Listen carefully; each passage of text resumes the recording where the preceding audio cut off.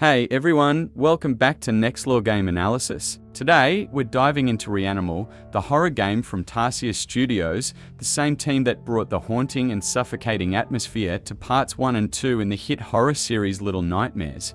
REANIMAL still takes place in a dark world, much like Little Nightmares, but it tells a completely different story, the journey of two orphaned children trying to find their missing friends. Along the way, they'll come face to face with monsters. Before we get into the analysis, let's quickly recap the story. To keep things simple, I'll refer to the two main characters as the boy and the girl. The other three will be Hood, Bandage, and Bucket. The story opens on a well as 5 children look down one by one. The image suddenly cuts out and the boy wakes up on a small motorboat. He follows a trail of signal flares and pulls another child out of the sea. That child is the girl. The moment she wakes up, the girl attacks the boy, but the two soon move on together. They cross a huge ravine and eventually reach the shore near an abandoned factory. Inside the factory, they find a hooded child named Hood. But rather than join them, Hood tells them to leave while they still can. Following Hood's trail leads them to a strange-looking man. The 3 children are soon chased by him as well. Just when they think they've lost him, the 3 are attacked by skin creatures in the forest. Then an ice cream truck starts following them. The same man is driving it, and he manages to kidnap Hood. Following the ice cream truck, the other 2 discover that the man has taken Hood into a movie theater.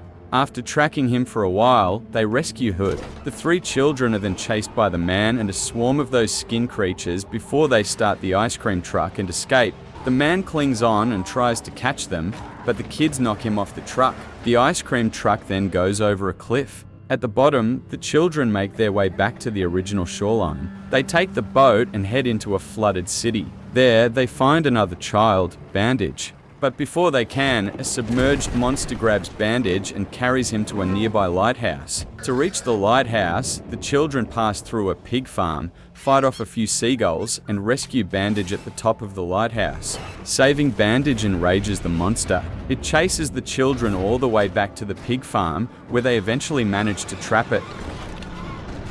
The 4 children leave the farm and take shelter at a bus stop. While they wait, the girls start seeing visions of a sheep struggling at the bottom of a well. A bus arrives a little later. The group gets on, and it takes them to an orphanage.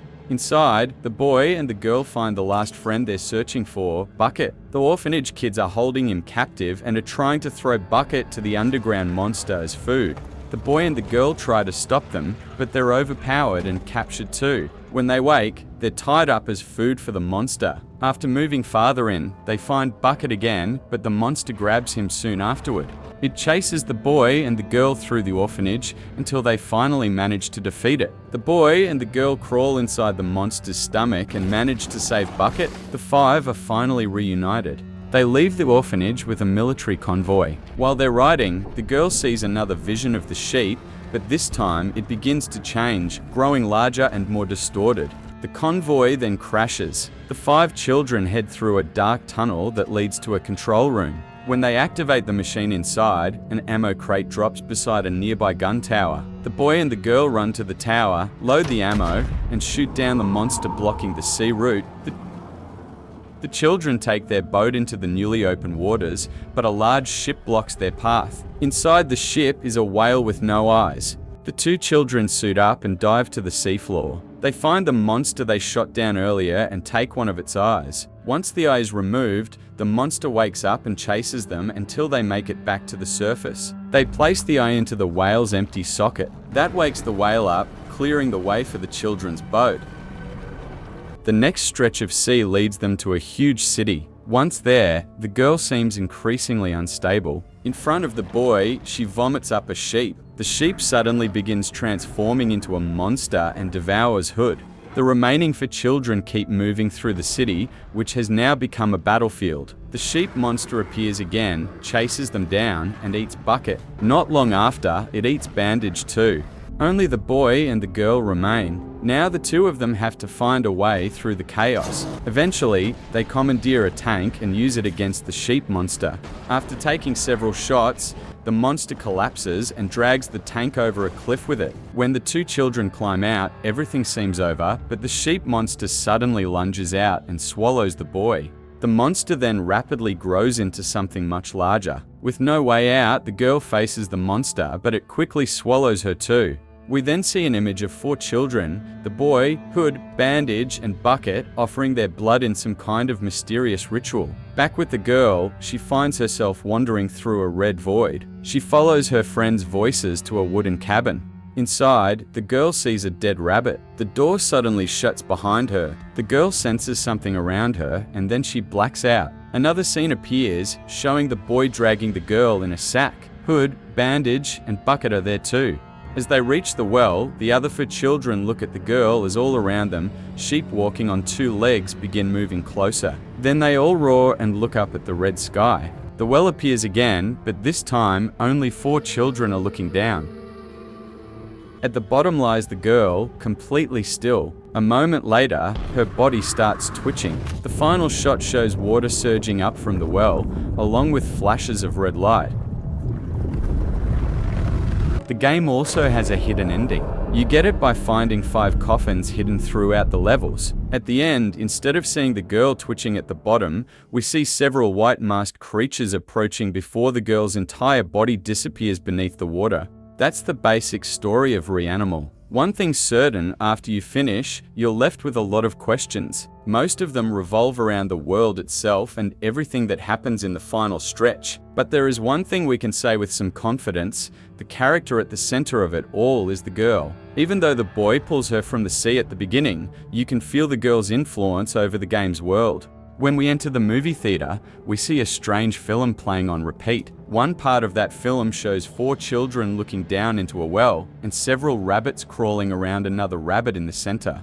That rabbit imagery appears again at the end, when the girl is trapped in the cabin. Add the detail of the other 4 using knives to draw blood, and it becomes even more likely that the girl was the victim of a sacrificial ritual. That suggests a scenario where 4 children perform a blood ritual to make some kind of pact with a spiritual entity. The game never reveals why the 4 children perform this ritual, but it requires the life of another child, and the child they choose is the girl. In that scenario, they lure the girl into the cabin and knock her unconscious. Then they tie her up, kill her with a knife, and throw her into the well. But there's another interesting detail: the coffins. Whenever one of these coffins is opened, a ghost steps out and reenacts the final moments of its life. If you look closely, you'll realize these ghosts are the children from the game. The ghost who gets shot is Hood. The one who was hanged is the boy. The ghost who steps on a bomb is Bandage. And the one thrown off a cliff is Bucket. Only the 5th coffin contains the ghost of a rabbit, and unlike the others, this ghost doesn't die. That leads me to a theory. Maybe after the 4 children sacrificed the girl and threw her into the well, sometime later, those 4 children met the exact same fates shown by the ghosts. So why, in the game, do we see all 5 children alive, with seemingly no conflict between them? If we listen to their conversation at the bus stop, we learn that none of the children know why they're even here. In other words, they have no memory of what came before. Connect that with the clues about the girl's influence on the game's world, and we get a theory: the world we experience in the game may actually exist inside the girl's mind as she lies in the well. The monsters throughout the game could represent the girl's fears and trauma from her past, and rescuing her friends could be the girl's mind slowly realizing that those same friends betrayed and sacrificed her. The sheep monster could represent that spiritual entity taking root. As it devours her friends and keeps growing, it may show the girl's mind being taken over by the entity. That may also explain the 2 endings. In my view, both endings are possible outcomes of the girl's inner journey. In the first, the girl's anger at the betrayal brings her back to life, but by then, she has become a vessel for the spiritual entity. In the second ending, the girl sees the tragic fates of everyone who betrayed her and lets go of her anger. The white masked creatures surrounding the girl seem to be the spirits of children who were sacrificed before her. They understand what she went through, and in this ending, the girl doesn't become a vessel because her mind finally knows she's in the arms of her true friends. And that's my NexLore breakdown and theory on REANIMAL's story. If anything seems off, let me know below. And remember, everything in this video is just my theory. Like, share, and subscribe to NexLore Game Analysis. I'm Nex, and I'll see you in the next one.